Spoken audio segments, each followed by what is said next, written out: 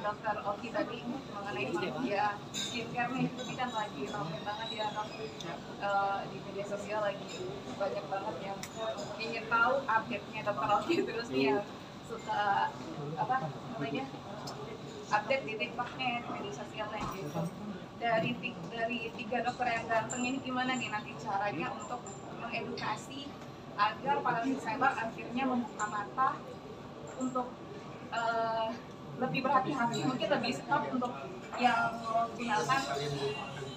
menggunakan skincare atau brand yang tidak sesuai dengan prosedurnya. Apa yang jawab? Ya. Wah, aku sudah bertahun-tahun edukasi itu ya. Kalau bisa aku berantas sendirian, pasti udah selesai ya. Tapi nggak bisa ya. Nggak bisa. Kenapa nggak bisa? Aku bilang. Karena demand-nya besar. Banyak yang mau. Walaupun itu abal-abal pun, masyarakat kita masih tetap ada yang mau. Itu bodohnya masyarakat kita. Masih kurang pintarnya masyarakat kita, makanya aku bilang. Yang kedua, regulasi kita masih belum baik ya. Pemantauannya masih belum baik. Jadi, kita ini kan cuma dokter. Kita ini bukan BPOM, kita ini bukan polisi. Kita nggak bisa nangkepin, kita juga nggak bisa ngeluarin izin, cabut izinnya juga nggak bisa. Yang kita bisa lakukan cuma kasih edukasi. Yang selama ini aku lakukan cuma kasih edukasi. Jadi ya sekarang corongnya jadi lebih besar, kita pengen kasih tahu masyarakat, kalian jangan pakai. Kalau kalian pakai, efeknya akan seperti ini. Harapan kita demand-nya turun. Dengan kita juga bersuara, yang kita harapkan juga pemerintah di sini kita ngomong BPOM juga jadi lebih aware, sehingga bisa memberikan hukuman dan lain sebagainya. Dan kita juga berharap ya polisi juga bisa turun tangan. Ya karena kalau kita nggak bisa datang ke reseller suruh dia jangan jualan, ya demand-nya besar. Tutup sebelah sini buka sebelah sana, sama aja. Jadi ya kita melakukan porsi kita aja, edukasi, dan juga sebagai mungkin salah satu key opinion leader ya kita bisa kasih edukasi bukan cuma ke masyarakat, juga bisa kasih informasi juga ke instansi pemerintah. Ya, setuju banget dengan Dr. Richard. Memang kita sesuai dengan kapabilitas kita. Kita bukan polisi, benar, kita bukan penegak hukum, bukan kita yang berhak untuk meng-cut ataupun menjudge gitu. Tapi kita ada sesuai kapabilitas kita adalah dokter, tenaga medis, dan mungkin ada orang kenal gitu. Jadi kita mungkin ada platform masing-masing. Jadi tujuan kita bagaimana kita mengedukasi atau menginformasikan mana yang benar dan mana mungkin yang salah. Gitu. Kita tidak menyalahkan siapapun di sini, menyalahkan pengusaha skincare, menyalahkan customer ataupun siapapun di sini. Tapi pun kita di sini menghimbau bahwa sebagai pelaku di industri bisnis skincare, apalagi sebagai pabrikan ataupun sebagai pengusaha skincare, yang monggo aware dengan apa yang dia jual. Gitu. Nah, yang dia jual yang setidaknya aman untuk masyarakat Indonesia. Gitu. Kalau dari saya sudah lelah 2 tahun ini menjadi safety mode saja, hanya menjadi penonton saja, lelah juga. Saya terbebani sebagai seorang dokter yang harus mempunyai sebagai preventor, sebagai edukator, dan juga untuk harus memberantas ini semuanya. Jadi kalau kalian lihat, konten-konten yang sudah saya ungkap itu bukan hanya baru sehari, 2 hari saya siapkan. Bahkan ada hasil lab yang sudah saya siapkan dari bulan Maret, ada yang dari bulan Mei. Jadi saya sudah menyiapkan lebih kurang 2 tahun ini. Sehingga sesuai yang di YouTube kemarin, dia mau berkelit A, saya sudah tahu nanti jawabannya apa. Dia mau berkelit B, saya sudah tahu jawabannya apa. Kalau saya keluarin hasil lab nanti dia berkelit, itu bukan barangku, udah diganti-ganti, saya buat video unboxingnya. Dianya nanti itu bukan barang saya, hasil labnya, saya disuruh orang labnya datang ke rumah saya. Saya rekam CCTV rumah saya, jadi tidak ada hasil dimanipulasi. Saking saya tahu, mafianya akan berbicara seperti apa. Karena saya tahu juga, karena saya dulu itu pernah kenal dekat sama dia. Dan dia pikir karena saya kenal dekat dengan dia, saya akan selalu diam. Dan karena kenal dekat juga sama beliau, dia pikir dia ini akan selalu diam. Padahal dia diam karena menghargai saya. Karena saya dulu bilang, nggak usah. Karena sekarang saya mau membongkar, akhirnya terbongkarlah ini semua. Kalau ini terbongkar, mafia skincare nomor 1 ini setidaknya mungkin 80% dunia skincare akan menjadi baik lagi. Ya.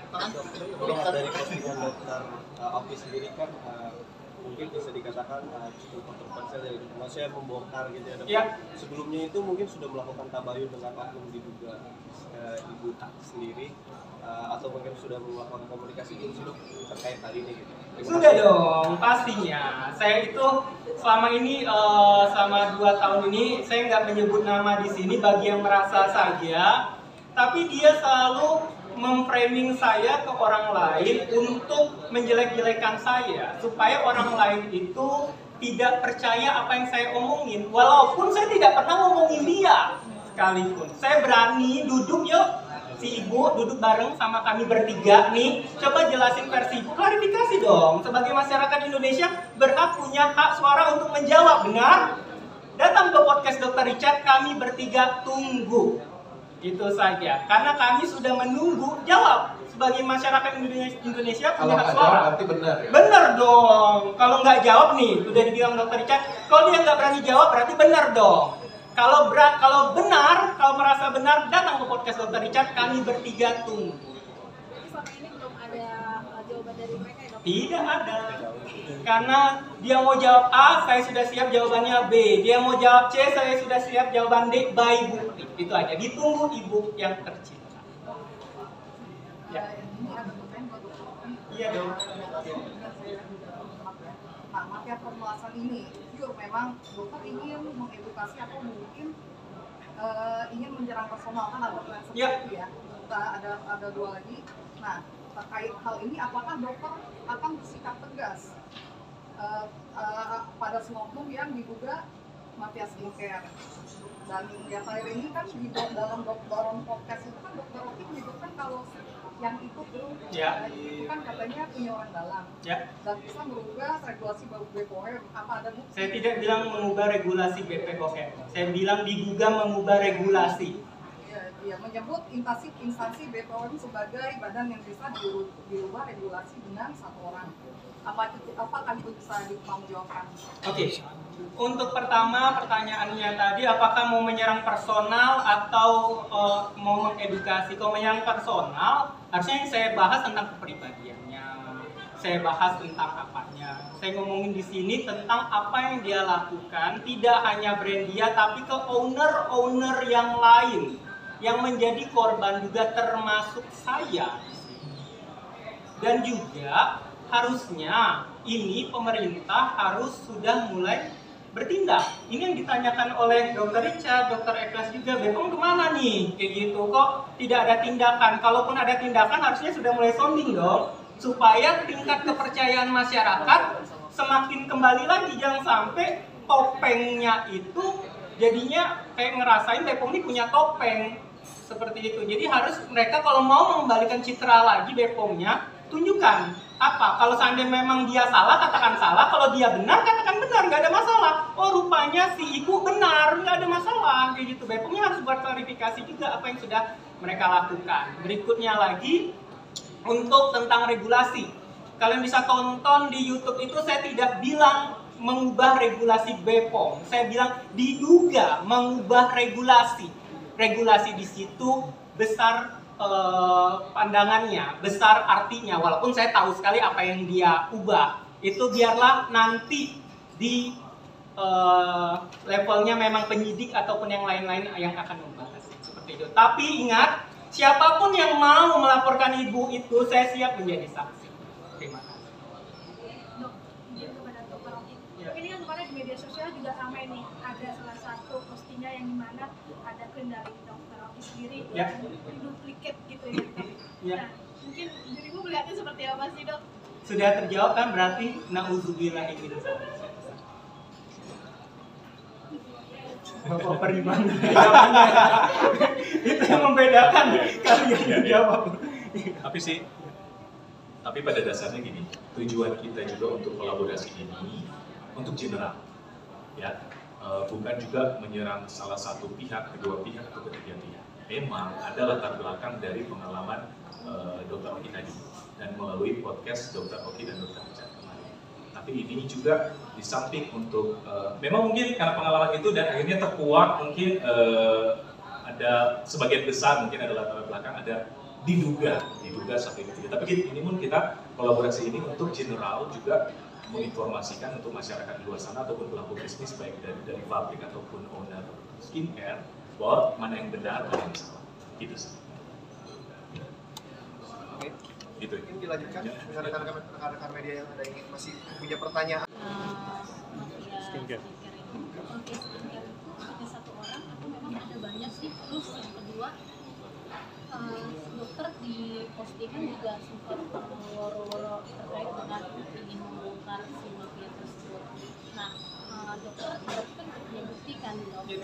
Nantinya misalkan itu mungkin siap juga nggak sih dok produk-produknya dokter ini bakal dibuktikan juga bersih gitu, tidak seperti itu gitu. Terus selanjutnya untuk mafia ini nantinya dokter bakal ambil langsung atau seperti apa sih tindakan? Oke, nanti bisa ditambahin juga sama dokter Ekles sama dokter Charlie.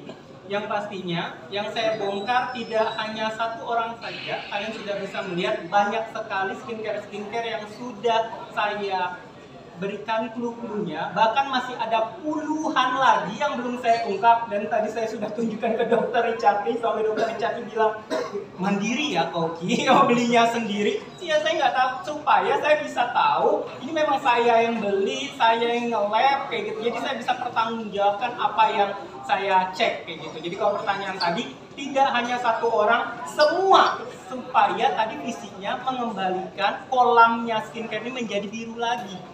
Karena kalau seandainya semuanya menjadi sesuai aturannya, jadi enak nih kita di dunia skincare ini, masyarakat pun juga nggak dibohong-bohongi. Keduanya tadi, siap nggak untuk diganggu juga? Kalau kita di posisi benar, tidak ada rasa takut. Itu saja. Karena itulah saya harus menyiapkan semua ini. Saya merasa, oh saya regulasi sudah saya benarin. Dengan waktu itu Dr. Richard kan membuat konten-konten tentang saya. Saya menganggap Dr. Richard sebagai auditor eksternalnya saya. Saya tidak pernah, kalian lihat semua konten-konten saya ataupun saya tidak pernah mau menyerang beliau. Tidak pernah juga menyuruh misalnya mitra-mitra saya menyerang beliau. Karena saya anggap dia melakukan itu sebagai teguran ke saya untuk memperbaiki. Setelah semuanya saya rasa saya sudah tidak ada celah untuk diserang ataupun apa, oke, saya berani itu. Dan berikutnya lagi, siap nggak dokter kalau seandainya dilaporkan? Ingat, saya juga di jalan kebenaran, saya punya uang untuk membayar lawyer juga, saya juga punya Tuhan yang akan selalu melindungi saya.